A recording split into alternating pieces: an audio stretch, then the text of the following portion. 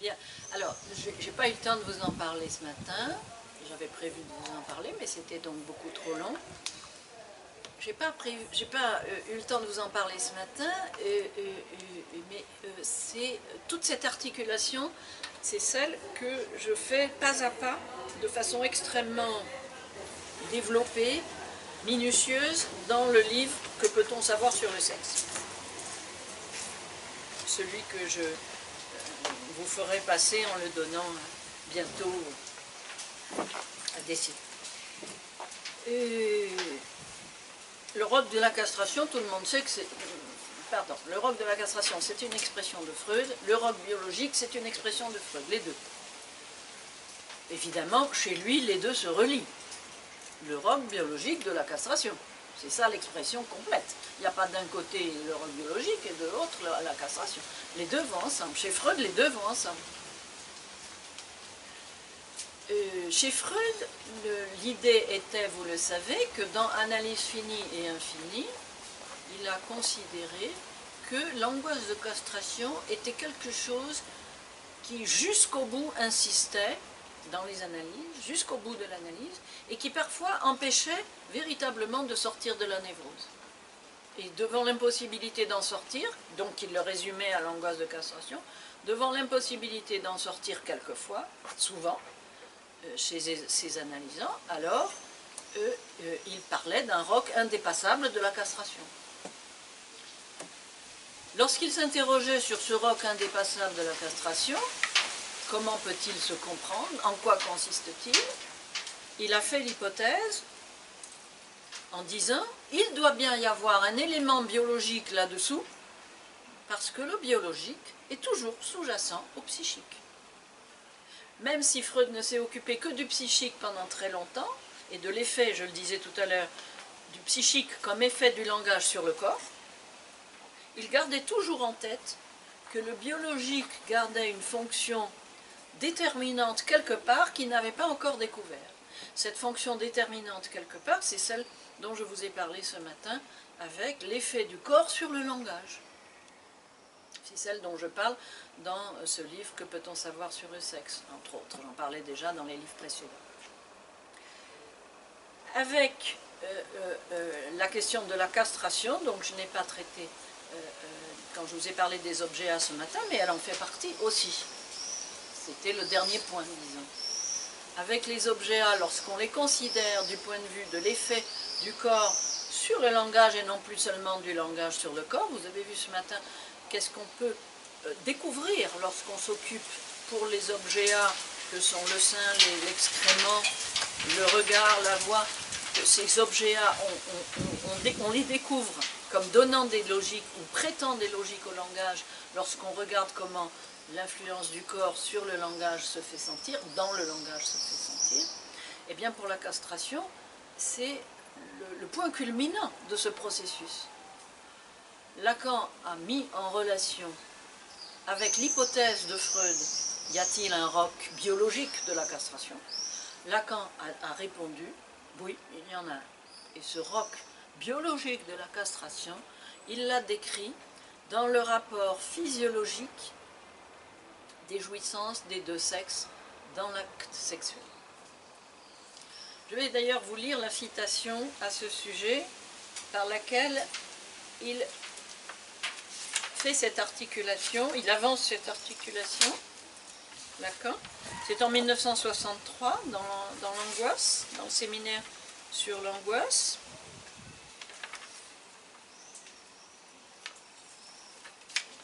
Il disait ceci: le rapport essentiel de la castration avec le fonctionnement copulatoire nous a d'ores et déjà incité à essayer ici, et après tout, selon l'indication de Freud lui-même, qui nous dit bien qu'à ce niveau, sans qu'en rien il le justifie pourtant, c'est à quelque roc biologique que nous touchons, de l'articuler comme gisant dans une particularité de la fonction de l'organe copulatoire au niveau biologique humain. Fin de citation. C'est dans l'angoisse, page 274-75 dans l'édition française. Eh bien, c'était Dire cela, c'était une manière de poser la première pierre de sa théorie de l'absence du rapport sexuel, en montrant que du fait d'une certaine particularité de l'organe mâle pénien dans la jouissance, notamment le fait que l'organe mâle subit une détumescence après avoir effectué ou connu l'orgasme, une détumescence post-orgastique.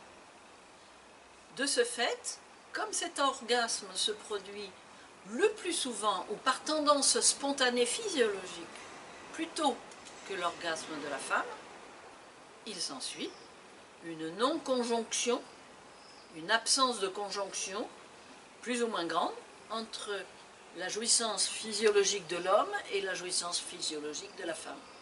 D'où un écart, d'où une première modalité physiologique, celle-là, de l'absence de rapport sexuel, c'est-à-dire de rapport des deux jouissances. Elles ne se conjoignent pas. Contrairement à ce que dit la littérature érotique, voire pornographique, ils ne viennent pas ensemble. Les orgasmes ne se produisent pas en même temps.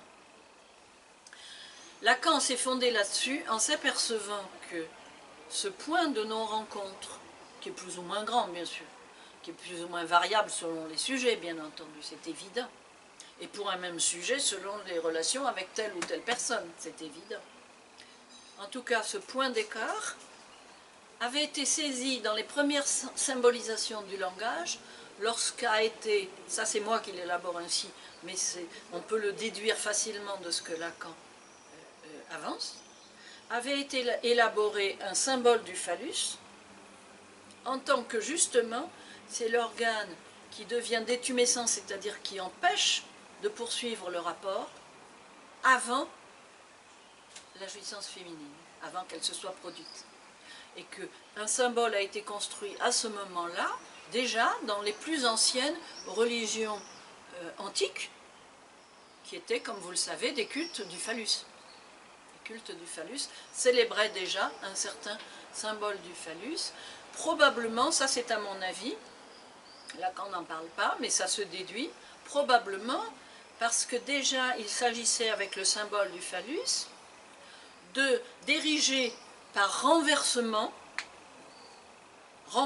à partir d'une castration, cette détumescence représentant une certaine forme de castration, puisqu'elle n'atteint pas la jouissance du couple, et d'ailleurs elle met généralement, elle anticipe aussi généralement la jouissance de l'homme, et pas seulement la jouissance de la femme, souvent. Cette détumescence, par conséquent, représente une castration dans ce rapport-là, dans le rapport homme-femme. Évidemment, une détumescence n'est pas une castration dans la masturbation, et pas non plus dans le rapport homosexuel. La détumescence n'est jamais une castration dans le rapport homosexuel.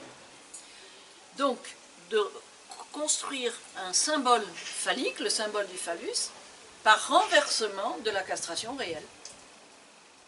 Le symbole du phallus est construit comme celui qui n'est jamais détumescent, qui ne pose jamais de limite à la jouissance, qui est sans limite, qui est la puissance incarnée en quelque sorte. C'est un renversement de ce qui se produit réellement dans la castration du rapport sexuel.